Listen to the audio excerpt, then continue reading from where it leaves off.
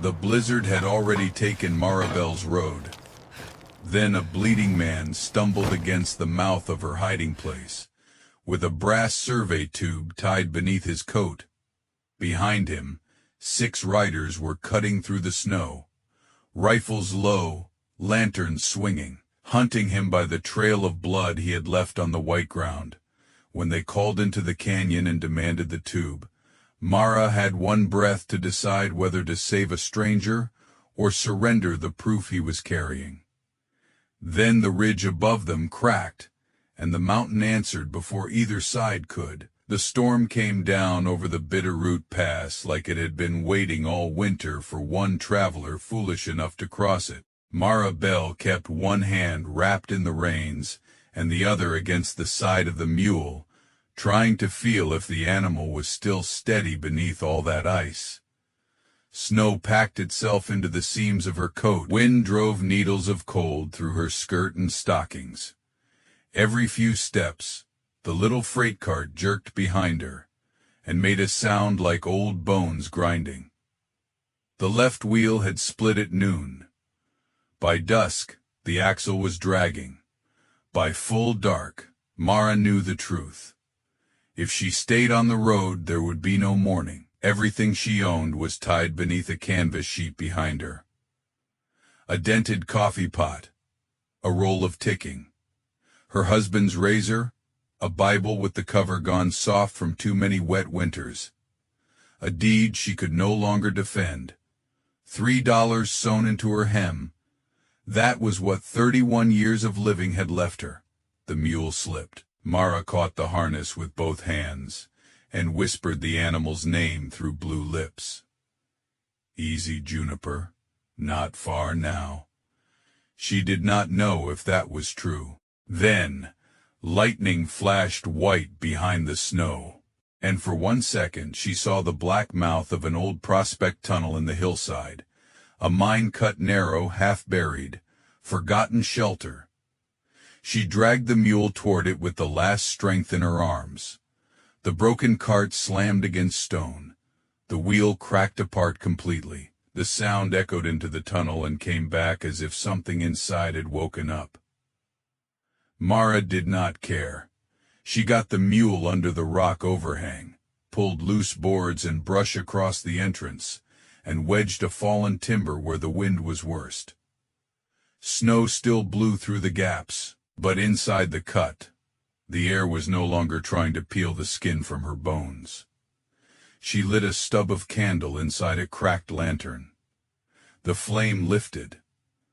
A small circle of gold touched the stone walls, the mule's wet flank, the useless cart, and Mara's shaking hands. For the first time since morning, she let herself breathe. That was when something struck the boards outside. Once, then again, Mara froze. The storm made 1,000 noises, but this was not the storm. It was a hand. She took the iron stove lid from the cart and held it like a shield. A man's voice came through the boards, ragged and low. "Ma'am, if there's breath in you, answer quiet." Mara did not move. Quiet had saved people in the mountains. The voice came again. "I saw your candle. I'm not asking for food, just dark. Just dark." The words made no sense until Mara heard the other sound. Hooves, not one horse, several coming fast through deep snow. She crept to a crack beside the timber and looked out. A man was pressed against the rock wall 10 feet away. His hat brim sagged with ice. His beard was white with frozen breath. One sleeve hung dark and wet from shoulder to wrist. Blood. He had one hand clamped beneath his coat, not over the wound, but lower, against his ribs, as though he was holding something hidden there. Then a lantern swung through the snow behind him. The stranger's eyes found Mara in the crack. They were not wild, that frightened her more. They were certain. "If they see me," he whispered, "they burn whatever you're hiding too." Mara's throat tightened. She had spent years avoiding other people's trouble. Trouble always arrived with a badge, a bill, a rifle, or a man smiling as if he owned the world. But she knew the look on that stranger's face. It was the look of a person who had already lost every safe place. She shoved the timber aside just enough. "Inside," she said. He squeezed through, nearly falling as he entered. Mara dragged the boards back into place and snuffed the candle with 2 fingers. Dark swallowed them. Outside, the riders slowed. Horses blew steam, leather creaked. A man cursed the wind. Then a voice rang out. "We saw light in that cut." Mara gripped the stove lid so hard her fingers cramped. Another voice answered, closer now. "Nobody needs to get hurt. Send out the man in the brass tube." The stranger's breath caught. Mara turned toward him in the dark. "So there is a tube." He did not answer.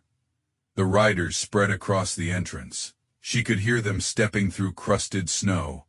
A rifle butt struck the boards. "We want the survey case. Not the woman, not the mule, the case." The stranger leaned close enough for Mara to hear his whisper. "Name's Jonah Vale.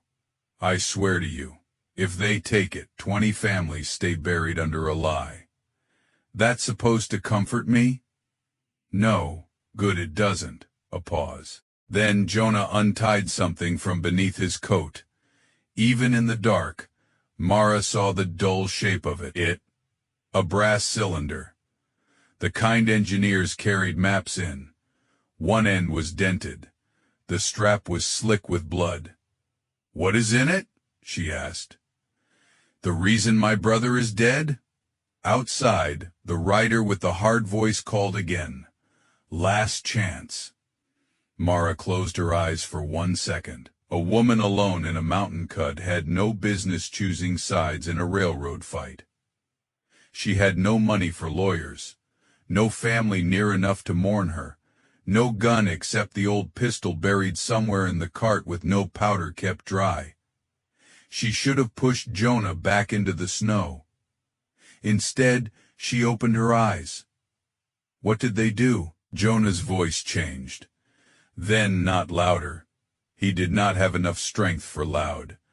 But every word landed like a nail. His brother had been a chainman for the Bitterroot extension, carrying stakes and numbers for the railroad survey crews. He had copied maps no poor settler was ever meant to see. The company had been buying exhausted homesteads after drought, locusts, and failed wheat, telling families the land was worthless and the route uncertain. But the sealed surveys told a different story.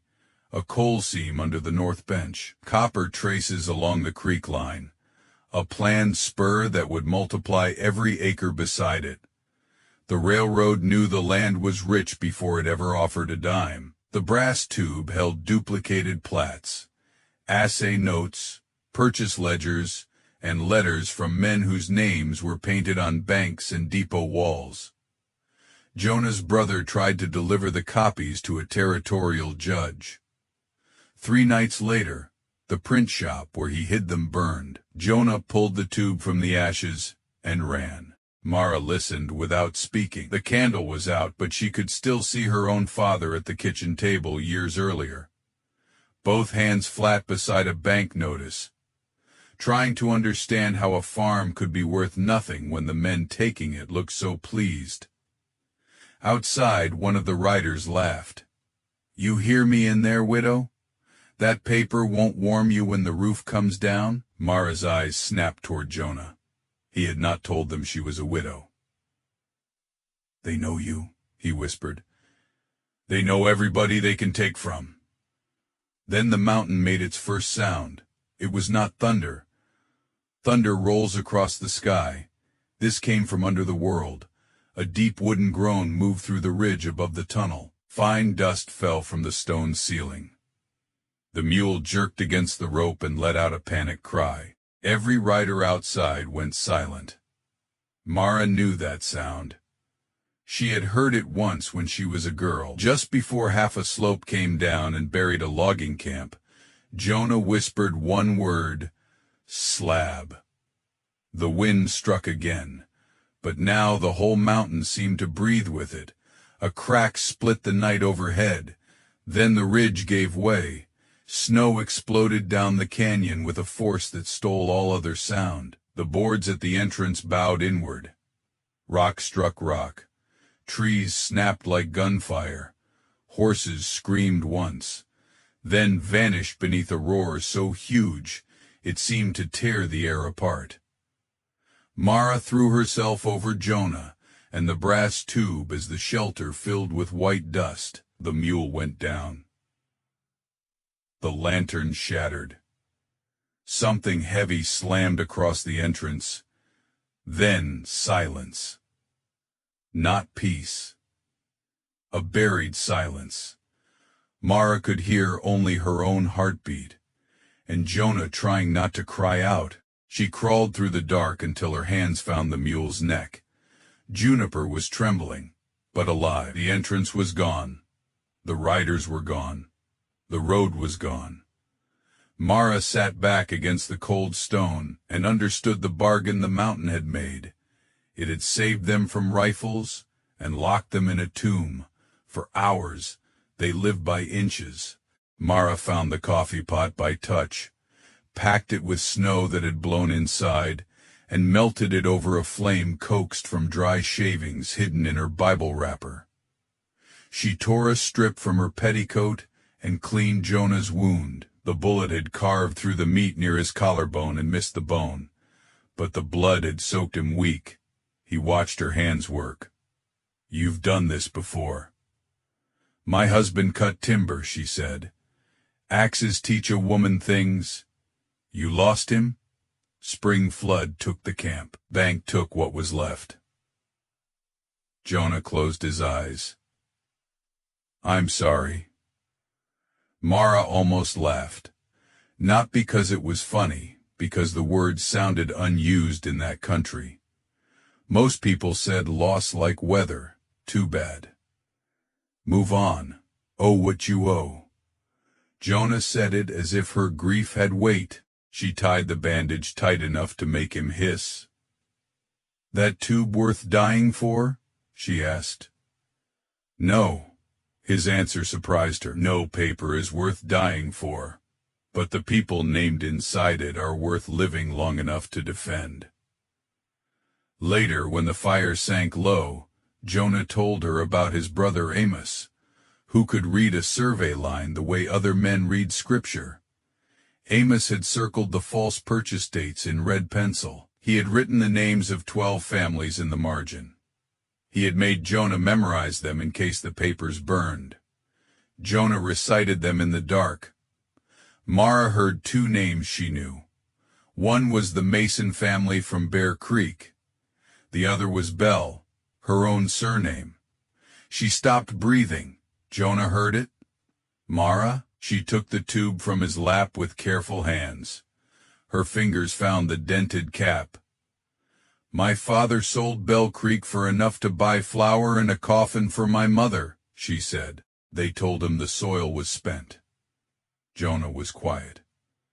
Mara turned the tube against her palm. For the first time, the proof was not just a stranger's burden. It had her name on it. Morning came as a gray bruise behind the snowpack. They dug upward, not outward, because Mara could feel cold air dripping from somewhere above the fallen timber. Jonah, pale and shaking, worked with one arm. Mara used the stove lid as a shovel until its handle bent. The mule pushed with her shoulder whenever Mara cleared enough space. At last the crust broke. Clean air poured in. Mara clawed through and pulled herself into a world remade. The canyon below was filled wall to wall with snow and shattered pine. No riders moved, no lanterns burned. The pass was erased as if no road had ever dared cross it. Jonah came up beside her, carrying the brass tube inside his coat. For a long while neither of them spoke. Then Mara looked at him. Where were you taking it? Helena, he said. Territorial court first. Newspaper second. You won't reach it alone. I know. She looked back at the buried cut. The broken cart. The mule. The white silence where armed men had been. Then she looked toward the long valley south. My wheel's gone, she said, but Juniper can pull a travois. Jonah gave her a tired smile. You offering help? No, Mara said. I'm collecting on Bell Creek. For 3 days they moved like fugitives through a country stripped clean by snow. Jonah repaired what he could from the wrecked cart. Mara lashed poles behind the mule and packed the brass tube beneath coffee sacks and blankets. They followed timber shadows, crossed frozen creek beds at dawn, and slept without a fire when smoke might betray them. Twice they saw riders on distant ridges. Once they found a notice nailed to a telegraph pole naming Jonah Vale a murderer, thief, and saboteur. Mara tore it down and fed it to the smallest fire she dared build. By the time they reached Helena, Jonah could barely stand. But Mara could, and that mattered. The railroad men had prepared the town before them. They had printed Jonah's name in black ink and dirtied it in every saloon. They called him a grave robber, a forger, a runaway printer selling lies to rival investors. At the courthouse door, 2 deputies blocked the steps. Mara walked between them with the brass tube in both hands. Tell Judge Harlan, she said. There are 12 stolen farms in this case, and one of them is mine. Maybe it was the blood dried into her sleeve. Maybe it was the mule standing half frozen in the street. Maybe it was the way Jonah leaned against the hitching rail like a dead man refusing to fall. Whatever the reason. The door opened. Inside, the room smelled of coal smoke, wet wool, and money. A railroad attorney stood near the judge's desk with gloves so clean they looked untouched by the same winter as everyone else. He smiled when he saw Mara. Then she set the brass tube on the table. The smile thinned. The cap opened. Maps rolled out first. Then purchase contracts. Then ledger copies. Then assay notes stamped with initials. No clerk could explain away. Jonah's brother had not merely copied rumor. He had copied sequence. The private survey came first, the low purchase offers came after. The public denial came last. Mara found the Bell Creek entry herself. 30 acres marked poor grazing on the sale paper. The same 30 acres marked coal, bearing on a sealed company map dated 7 months earlier. For a moment the room made no sound. Then, an old rancher near the back whispered, "That is my east field." A woman in mourning black pushed forward and found her husband's signature. A teamster recognized a payment ledger. 1 proof became 3. 3 became 10. By nightfall, the lie was too crowded to hide. The railroad fought. Of course it fought. Men with money do not release stolen ground because truth knocks politely. They brought lawyers. They threatened jail. They called the maps stolen property, and the witnesses confused. They tried to make Mara look desperate and Jonah look dangerous. But a burned print shop could not erase duplicated records. A dead brother could not be cross-examined into silence. And 12 families saying the same thing made a heavier sound than one poor widow crying alone. The case crawled through weeks, then months. Winter loosened its grip. Mud swallowed the roads.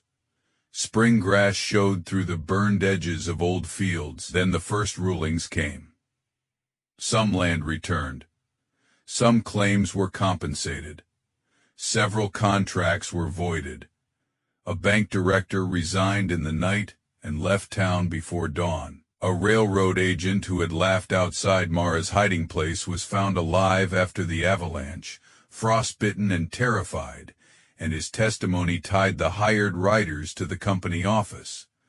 Justice did not arrive like lightning. It came like thaw, slow, dirty, uneven, but real. The Bell Creek claim did not make Mara rich in the way stories like to promise. It gave her something better: a paid debt, a clean title, a share in the coal lease large enough to build a house with glass windows, a stove that drew properly, and a barn tight enough to keep winter out. Jonah stayed through the hearings because Amos's work was not finished until every name in the margin had been spoken aloud. After that, nobody asked when he planned to leave. Not even Mara. By late summer, a cabin stood above Bell Creek where the valley bent toward the Blue Mountains. Juniper grazed in a fenced pasture, round-bellied and smug. The broken wheel from Mara's cart hung beside the barn door, not as trash, but as a reminder that sometimes the thing that fails on the road is the thing that keeps you from dying farther down it. One evening, Mara stood outside while the last light turned the ridge copper. Behind her, Jonah closed the stove door and stepped onto the porch. For a while they listened to the creek. The mountain that had nearly buried them was far to the west, but Mara could still feel its silence sometimes. Jonah followed her gaze. If that ridge hadn't come down, she looked at him, those men would have taken the tube. And you never would have known about Bell Creek. Mara smiled faintly. I would have known winter was cruel. That was never news. Jonah waited. She slipped her hand into his, but I would not have known the mountain could bury a lie and uncover a life at the same time. The sun dropped behind the timberline, the cabin windows glowed, and for the first time Mara could remember, the coming cold did not feel like an enemy waiting at the door. It felt like weather, only weather, because this winter, she was not carrying the whole world alone.